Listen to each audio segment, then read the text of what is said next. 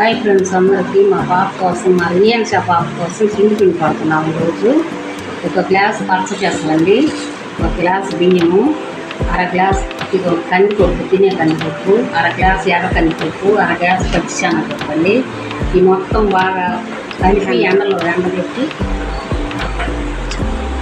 ఎండబెట్టి మిక్సీ పట్టుకోవాలండి. పిండి తయారైపోతుంది.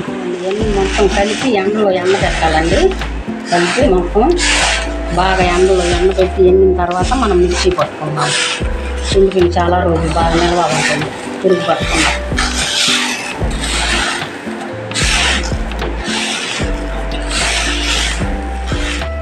పిండికి కావాల్సిన ఐటమ్స్ అన్నీ ఎండబెట్టుకుందామండి. గంట పాటు ఎండిన తర్వాత మిక్సీ పట్టుకుందాం.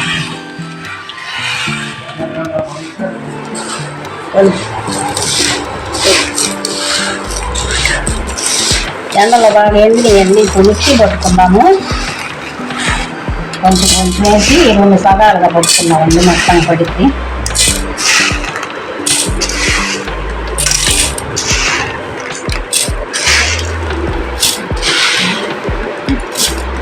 వాళ్ళు ఎంతవరకు వేసి తర్వాత వేసుకున్నాము.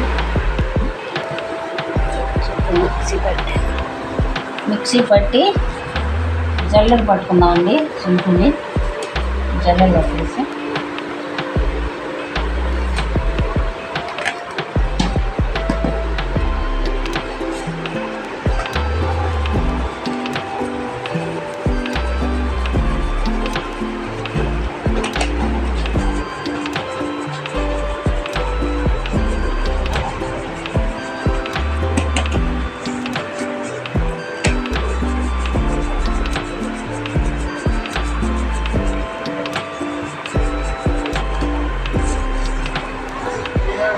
అయితాను.